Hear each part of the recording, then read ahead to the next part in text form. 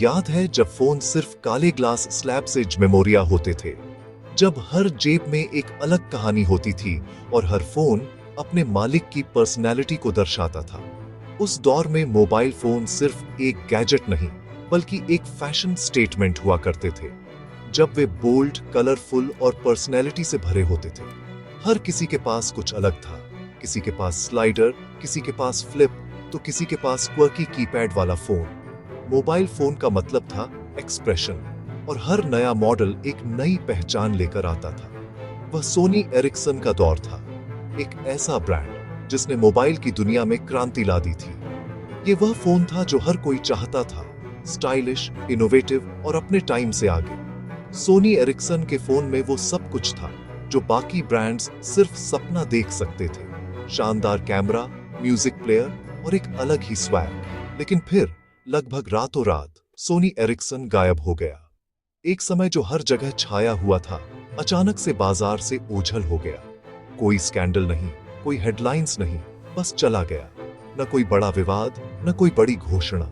बस एक दिन लोगों ने देखा कि सोनी एरिक्सन अब दुकानों में नहीं है। एक इतना आइकॉनिक ब्रांड बस कैसे गायब हो गया? लोग हैरान रह गए। कल तक जो फोन लेसेंसी पहली पसंद था, आज उसका नाम भी मुश्किल से सुनाई देता है।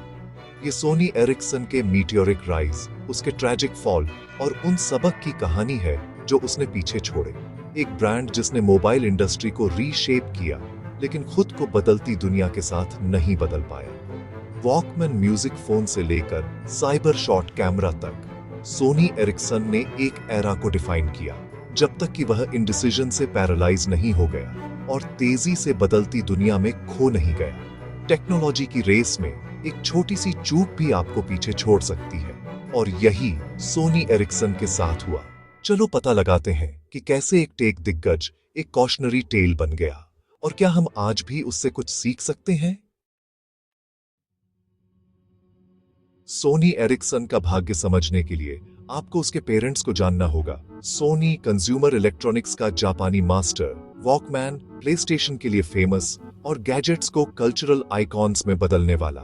Ericsson Swedish telecom power house, दुनिया के नेटवर्क बनाने वाला, इंजीनियरिंग, विश्वसनीयता और बिजनेस टू बिजनेस डील्स पर फोकस्ड। सोनी स्टाइल और एक्सपीरियंस के बारे में था, एरिक्सन स्टेबिलिटी और इंफ्रास्ट्रक्चर के बारे में था। एक ब्रांडिंग और परफेक्शन के प्रति जुनूनी, दूसरा टेक्निकल स्टैंडर्ड्स और लॉन्ग टर्म कॉन्ट्रैक्ट्स के प्रति। दो बिल्कुल अलग दुनियाएं जिन्हें एक साथ आने के लिए मजबूर किया गया। क्या गलत हो सकता था? 2001 में नोकिया के डोमिनेट करने के साथ सोनी और एरिक्सन एक साथ आए।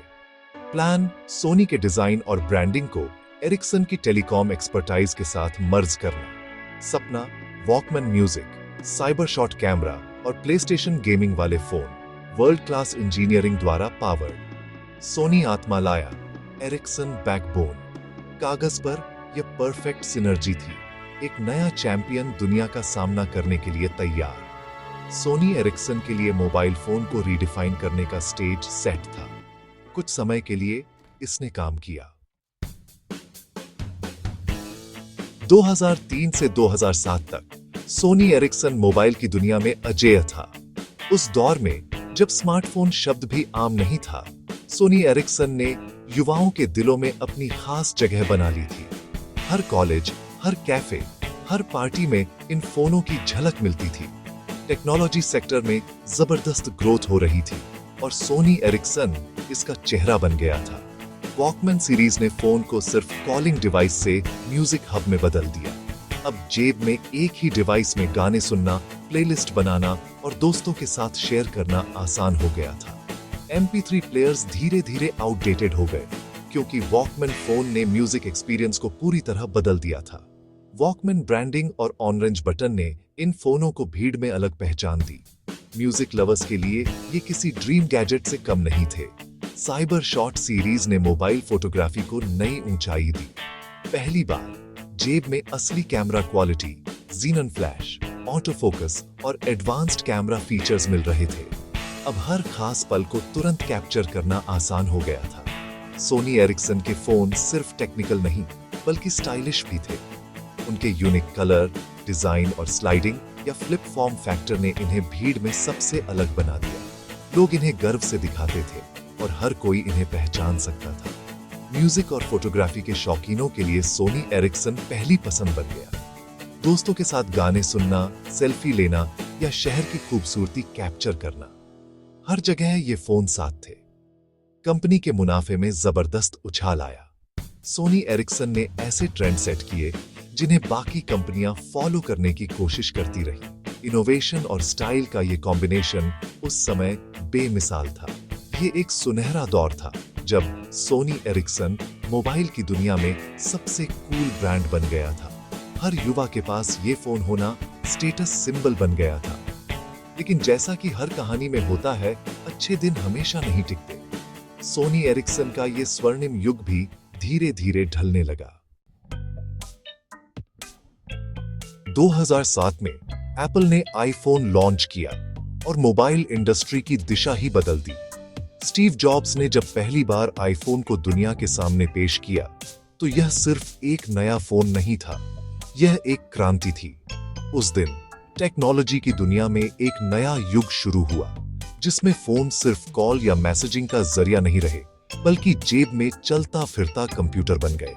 अचानक यह हार्डवेयर फीचर्स के बारे में नहीं था, बल्कि सॉफ्टवेयर, यूजर एक्सपीरियंस और इकोसिस्टम के बारे में था। आईफोन ने टच स्क्रीन, ऐप स्टोर और सीमलेस इंटीग्रेशन के साथ एक नया स्टैंडर्ड सेट किया। अब यूजर्स को स्मूथ इंटरफेस, इंट्यूटिव जेस्चर्स और हजारों एप्स की दुनिया मिल गई थी। सोनी एरिक्सन की रणनीति, म्यूजिक या कैमरे पर फोकस्ड हीरो डिवाइस, रातों रात पुरानी लगने लगी। उनके वॉकमैन और साइबर शॉट फोन, जो कभी इनोवेशन की मिसाल थे, अब पुराने जमाने की बातें लगने लगे। कंपनी ने चेंज को आते देखा, लेकिन प्रतिक्रिया नहीं दे पाई। सोनी एरिक्सन के लीडर्स को समझ आ गया था कि बाजार बदल रहा है, लेकिन वे तय नहीं कर पाए कि आगे क्या करना है। अनंत बहसें, अपना खुद का ओएस बनाएं, विंडोज मोबाइल का उपयोग करें या एंड्रॉइड को अपनाएं। हर विकल्प के साथ रिस्क था और समय तेजी से निकल रहा था।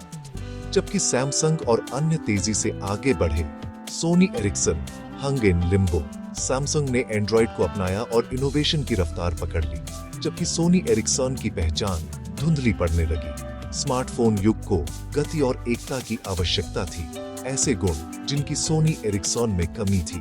टेक्नोलॉजी की दुनिया में जो कंपनियां तेजी से बदलती हैं, वही टिकती हैं, और सोनी एरिक्सन इस रेस में पिछड़ गया। सोनी एरिक्सन का सुनहरा युग खत्म हो चुका था।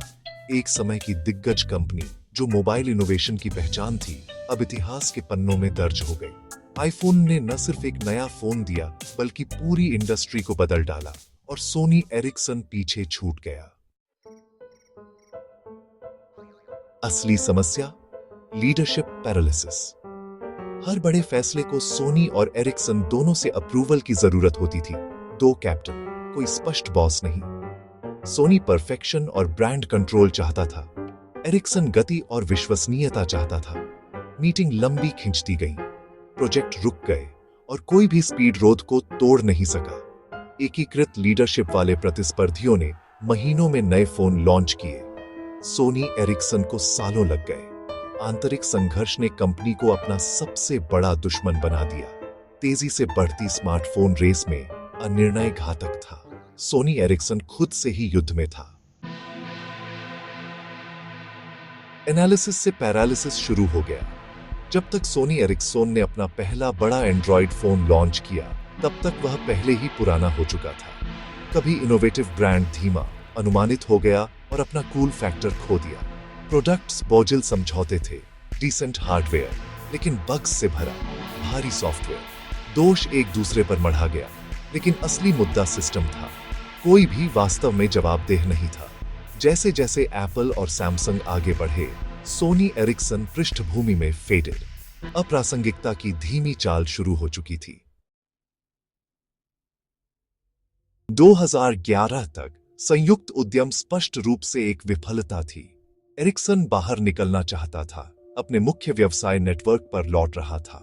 सोनी ने एरिक्सन का शेयर खरीदा, जिसका लक्ष्य एक सीमलेस वन सोनी अनुभव बनाना था।